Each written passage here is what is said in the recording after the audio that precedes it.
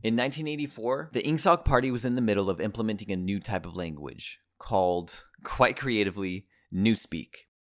It would take time, however, to replace all the unnecessary Oldspeak words with the more useful, efficient Newspeak words. Words that meant the same thing were thrown away. Why did words like fantastic, ecstatic, and amazing exist when they could be covered by the word good? If something was better, it would be double good. Something bad was simply ungood. Language was simplified as much as possible. The goal of the party was to have any idea divergent from the Ingsoc doctrine literally unthinkable. All ambiguity and shades of meaning were purged out. Newspeak was designed to limit the range of thought, and there would be no room for philosophical discussion. In a world like this, how could one fight back when the thoughts and words of a revolution couldn't even be thought or spoken?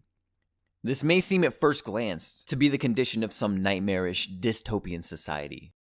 But if you look closer, it hits much closer to home than you may think. The dumbing down of language is alarming. But it was not just the dumbing down of language that Orwell feared.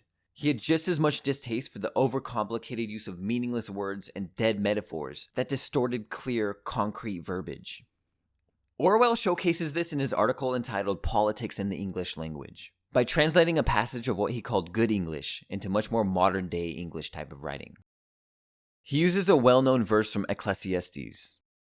I returned and saw under the sun that the race is not to the swift, nor the battle to the strong, neither yet bread to the wise, nor yet riches to men of understanding, nor yet favor to men of skill. But time and chance happeneth to them all. Here's the same sentence in a more modern-day English type of writing. Objective considerations of contemporary phenomena compel the conclusion that success or failure in competitive activities exhibits no tendency to be commensurate with innate capacity, but that a considerable element of the unpredictable must invariably be taken into account. Like, what the fuck? He states that this is a parody, but not a very extreme one. Every form of imagery and concrete illustration, sun, race, battle, bread, dissolve into these vague phrases. Orwell stated that the whole tendency of modern prose is away from concreteness. Now analyze these two sentences a little more closely.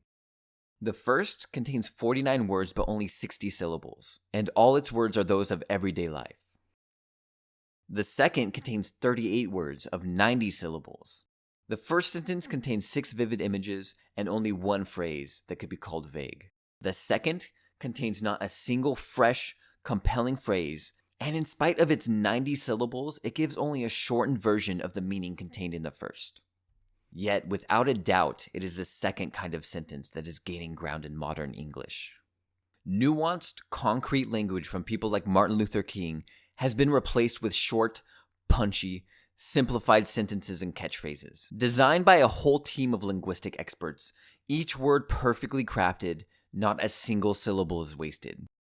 Ads are perfectly choreographed pieces of marketing that are able to hit on every single nerve of your psyche.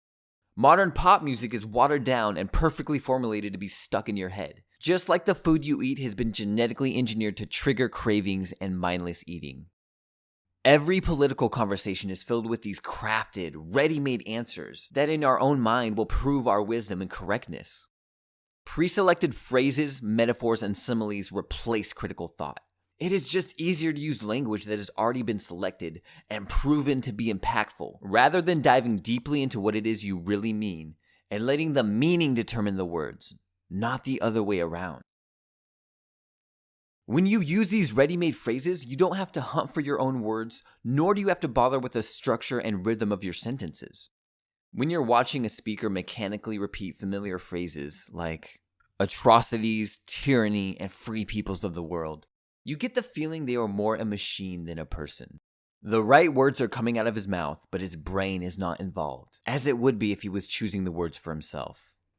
This is referred to by Orwell as duck speak, the act of one blindly regurgitating the doctrine of their party's agenda with no real consideration for what the ideas truly represent. When you speak in this way, there is no need for real introspection, no need to question the true meaning of what you are saying and where your ideas are coming from. You are empowered to use many syllables, but with very little meaning. This is one of the most powerful things you can do to stay in line with your party's doctrine.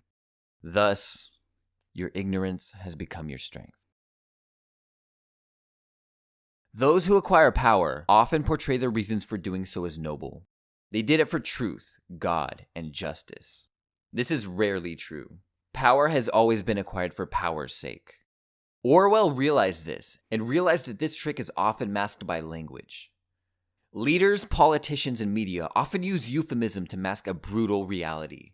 British rule in India, the Russian purges and deportations under Stalin, the dropping of the atom bombs on Japan, can be defended, but only by arguments which are too brutal for most people to face, and which do not align with the professed aims of the political parties.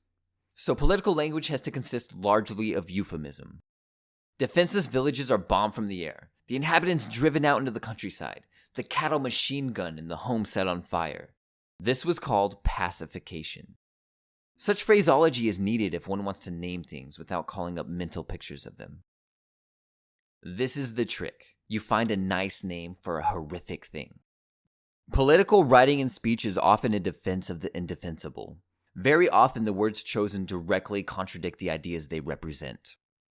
Genocide was called ethnic cleansing. Genital mutilation is called circumcision. Bombs dropped killing the wrong target anywhere from 80 to 98% of the time are called precision strikes. The use of doublethink goes further and further. Manifest destiny, an idea taught in our schools that we were the society chosen by God to conquer and expand our borders without limit. The fact that it was our destiny, granted by God, softened the reality that it was the destruction of tribal organizations, confinement of Indians to reservations, and full-blown genocide. Our reasoning was that we were making use of land and resources that the indigenous were too primitive and backward to do themselves. A familiar scene played out recently as we celebrated our last Thanksgiving while simultaneously hosing and pepper spraying peaceful Native Americans trying to protect